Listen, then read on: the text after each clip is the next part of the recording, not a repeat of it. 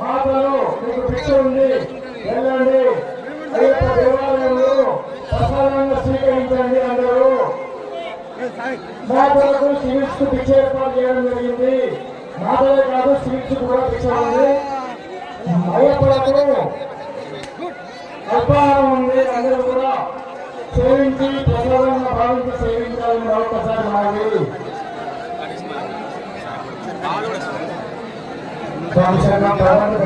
స్వామి.